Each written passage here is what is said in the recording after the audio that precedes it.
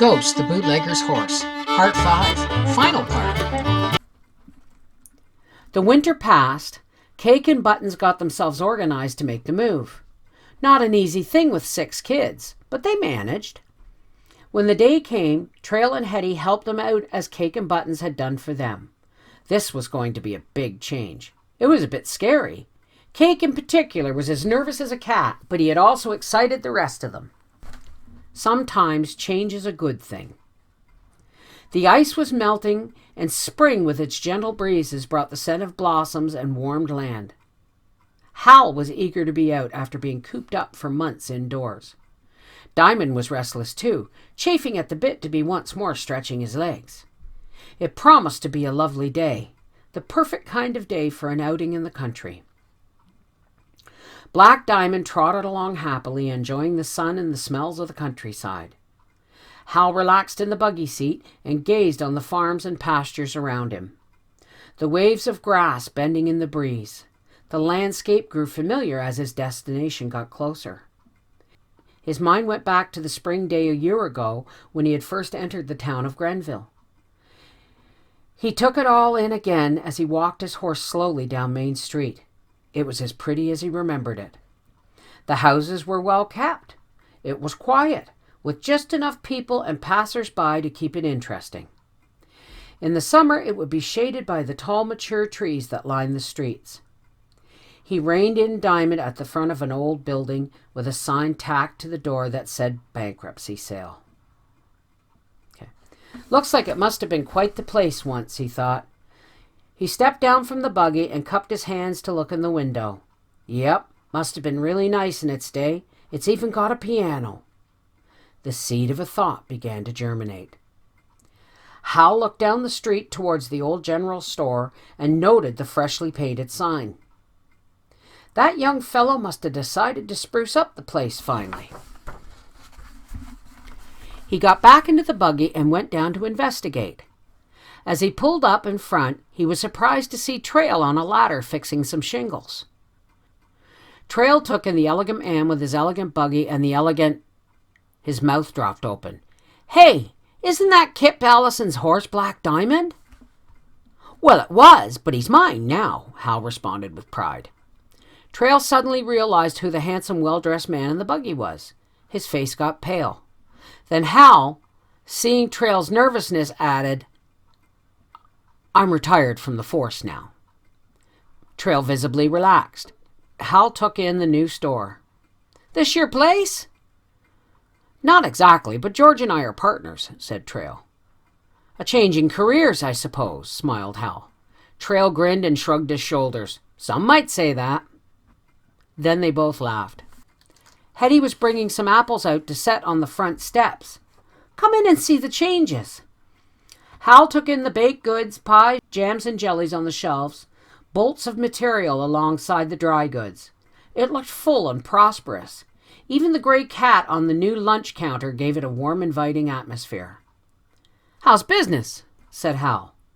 Well, it's picked up a bit since the changes. I think we'll make a go of it, said Hetty as she poured him a cup of coffee, and Hal took it politely.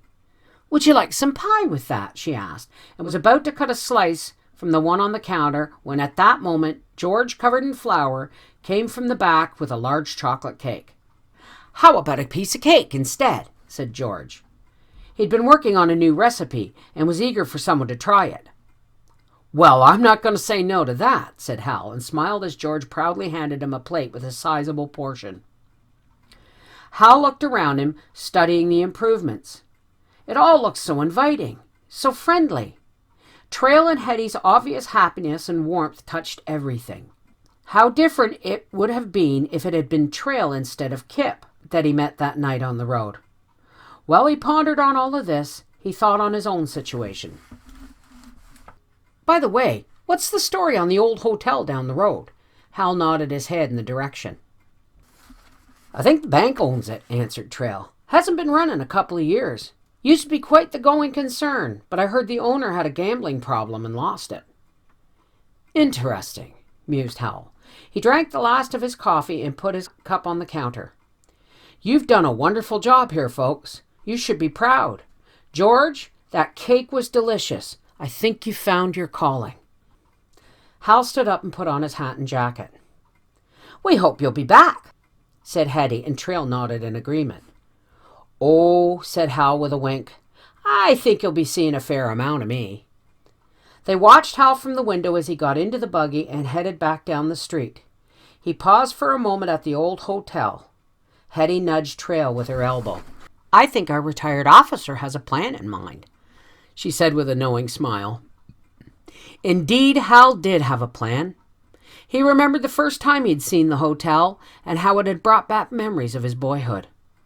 On his way back, he went over the possibilities, the obstacles, the potential, and the many what-ifs. However, the more he thought about it, the better it all looked, and he came to a decision. He got Black Diamond stabled back at the livery and went home to his little apartment above the station. He rented it because it was close to work. If he was called out in the middle of the night, he wouldn't have far to go. Now keeping it really didn't seem to serve any purpose at all. In fact, he could live anywhere he wanted. There was nothing keeping him here. He knocked at the door of his landlady and gave his notice. He'd be out by the end of the month.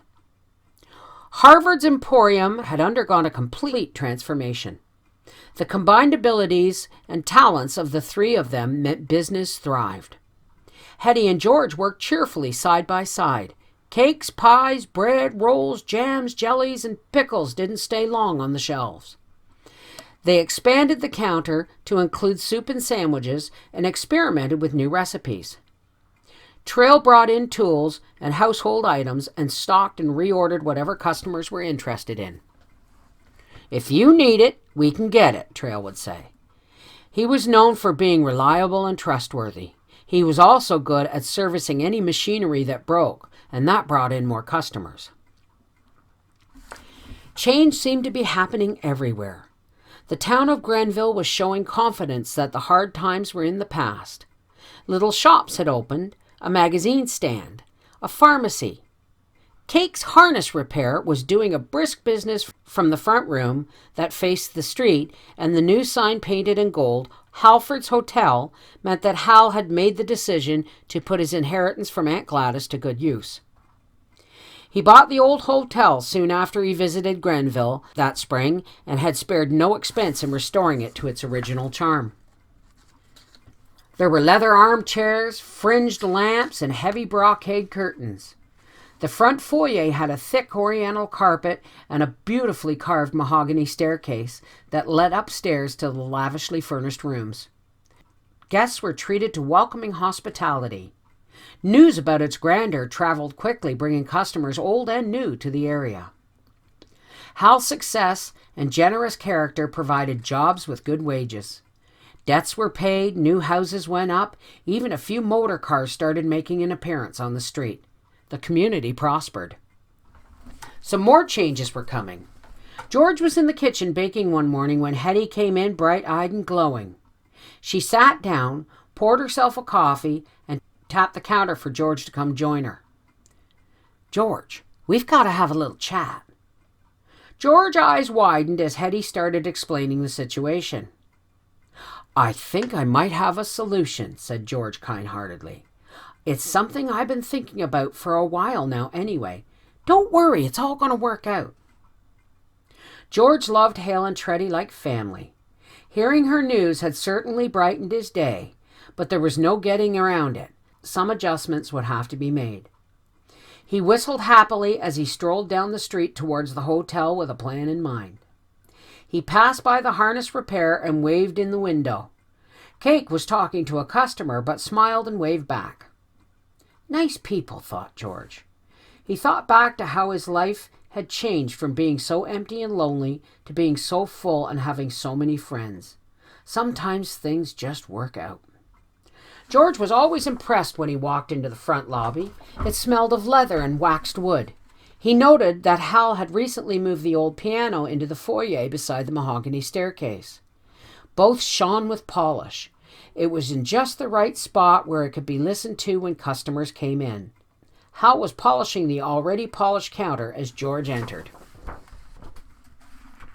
"Good morning, George. What can I do for you today?" He nodded for George to sit down in one of the armchairs. He put down the polish cloth, poured 2 sodas from behind the bar, and came over to join him. "I thought you might need a piano player." Hal laughed. "I thought I already had one." When the hotel had first reopened, George had dropped in occasionally to play the old piano, and he and Hal had become quite good friends. "I met on a regular basis. Let's say every Saturday." "Is that so?" said Hal. "What about your baking?" "Oh, I'm not giving that up," exclaimed George. "Oh, no, but something has come up recently that has given me cause to consider my options." "I see," said Hal. "Please continue." "Well," said George, "you see, it's going to get a bit crowded at our place." He paused for a dramatic effect. "What with the new baby coming?" Hal slapped his leg. "Well, now, how about that? A new baby?" So an arrangement was made where George rented a room at the hotel and played piano there every Saturday, giving Trail, Hetty, and himself the extra room they all needed. Much to everyone's surprise and relief, it was George who finally got Hal to stop wearing the lavender and roses. He was still pretty liberal with the Old Spice. One day, while George was playing the piano, Hal came and sat down beside him. "You'll never guess what I just heard." Hal had also loved a bit of gossip, and he was bursting to tell him. "I'm sure I never will," answered George wryly. "So you'll just have to tell me, won't you? See that gentleman just leaving? Well, as I was checking him out, we were chatting about where he'd come from and what brought him here. You know, the usual things. And then he told me this interesting story. Seems a few years back, he'd picked up a fellow on the road heading north. He said he'd come from somewhere around here, and that he'd got him a steady job as a stonemason, cutting and polishing monuments. Said he'd married a local gal." George looked at him, puzzled. "Don't you see?" said Hal. "It was Kip Allison. Remember? I told you about that night we met him on the bridge and how he'd jumped off and then just disappeared. Thought he'd show up again, but he never did. Now he's a working man with a wife. Can you imagine?" George smiled broadly. "You just never know which way the wind'll blow." When the baby arrived, Hal had everyone over to the hotel for a fancy dinner. Cake and Buttons brought over a bunch of fixings to go with the main course, and George made a huge cake and decorated it with colored icing. No one complained they didn't get enough to eat. They laughed and talked about the good old days, and Trail told the story of how Ghost had found his own way that night so many years ago. "That horse changed my life," he said. "Yes," agreed Hal. "It's hard to imagine where we'd all be now if not for Ghost." Time passed, Trail's family grew, and friendships deepened. The town got bigger, and business flourished. Ghost was an old horse now, as patient as ever. He happily let Trail's young'uns climb on his back and braid his mane. He watched them all, his big heart full of love.